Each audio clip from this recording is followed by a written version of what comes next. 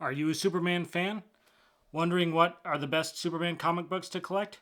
Maybe you're just here to see awesome Superman comics. In any case, you've come to the right place because in today's video, I'm sharing with you the top 5 favorite Superman comic books that I collect. And I don't just talk the talk, I walk the walk because I'm going to bring you an example of each and every one of them that I have in my personal collection. You're going to want to stick around to the end of the video and not miss a thing. Now, off to the telephone booth.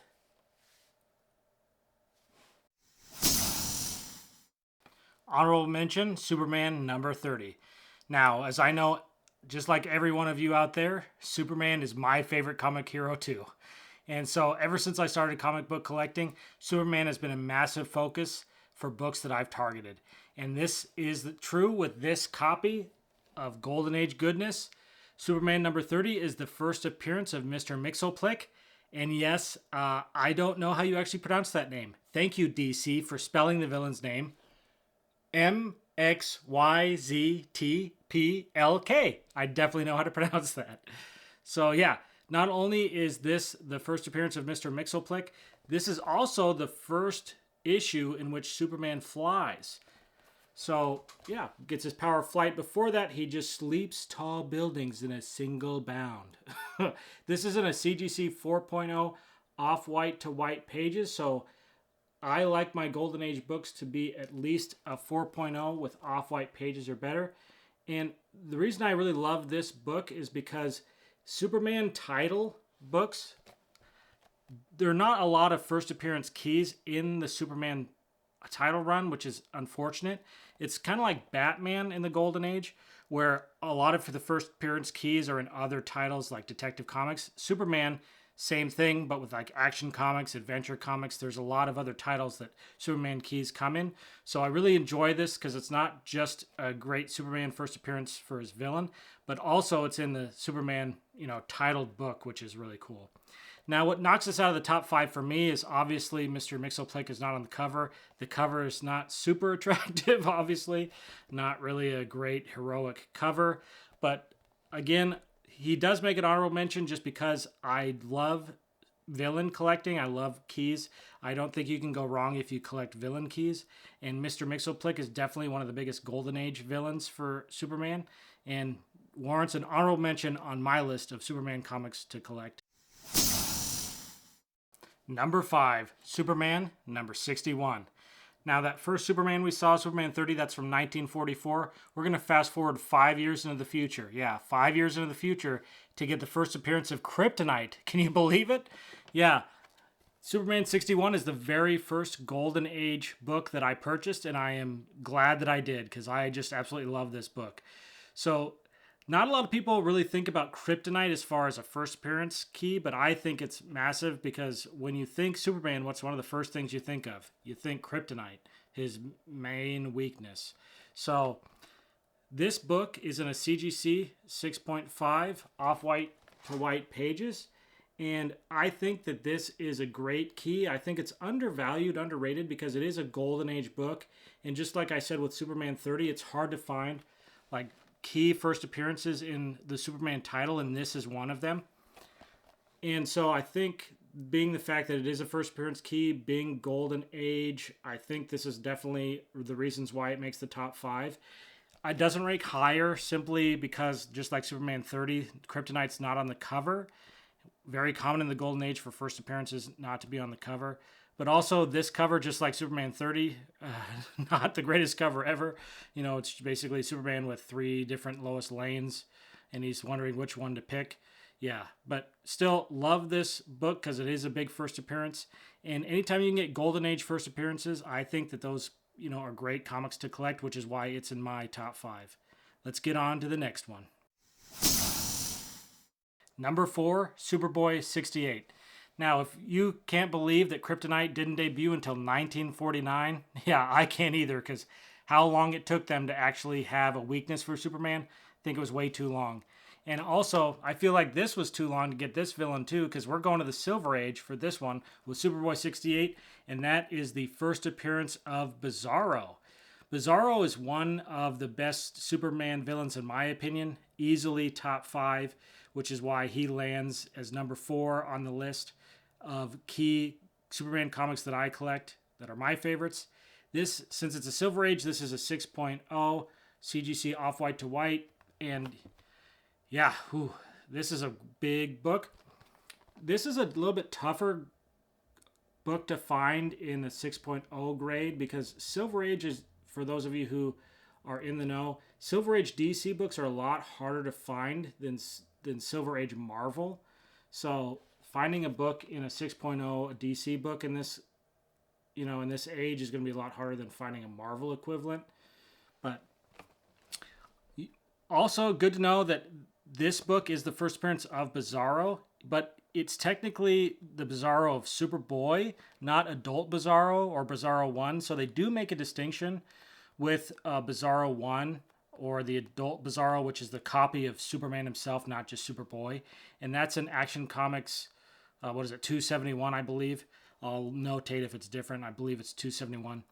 But that's the reason that this doesn't get higher on the list. Bizarro is a popular character. He's not going to get as high, though, because there is a little bit of dispute about his true first appearance. This is his true first appearance. But for those of you who are like, I want to collect the first appearance of Bizarro, as an adult, or the copy of Superman, not Superboy, there's a little bit of, of gray area there. So still a great book. Love it. I think it's a great book to collect long term. So Superboy number 68 is my number 4 pick. Number 3, Adventure Comics number 283. Now, when you think of like the biggest Superman villains that exist, this next one is definitely top 3 in my mind. If you've watched the old Superman movies with like Christopher Reeve, or if you've even seen Man of Steel, he's all over the place. And that's General Zod. So yeah, Action Comics 283, first appearance of General Zod. Also the first appearance of the Phantom Zone. This is in a CGC 6.0 off-white to white. And when you're thinking about major Superman keys, I don't think that you can get a whole lot better than this as far as nemesis, right? Like General Zod, one of the biggest Superman villains there is. And I just think this is a great book long term that is just a great collection piece. And I think that definitely it's one to get out and grab. It is Silver Age. And again, 6.0 is a little bit harder to come by. This one, though, is a little bit easier to come by than the Superboy 68 because it's a little bit later and there are more copies. What knocks this down for me is that it's an Adventure Comics title, so it's not Action Comics or Superman. Also, General Zod is not on the cover of this book, which is a big bummer. Wish he was, because especially by the Silver Age, usually they're starting to do first appearances on the cover. Unfortunately, not with this book. But in the end, it's General Zod. I mean, what can you say? That's that's too big of a key to me not to collect if you're looking at the biggest Superman books to go after. So, Adventure Comics 283, definitely on my list. Number 2 is a villain that I wish we would see on the big screen with the new James Gunn DC Universe, and that's Action Comics number 242, first appearance of Brainiac. Yeah, this is a great book. So this is in a CGC 6.0 off-white to white pages, and man, is this book extremely hard to find in this grade and with the page quality. If you don't know DC Comics, like I mentioned before, not only are there a lot fewer of them than Marvel copies as far as key issues in the Silver Age, DC page quality just seems to be much worse in this period than the counterparts over at Marvel, and you get a lot of cream to off-white pages or off-white pages with this book. It took me a long time to purchase this book.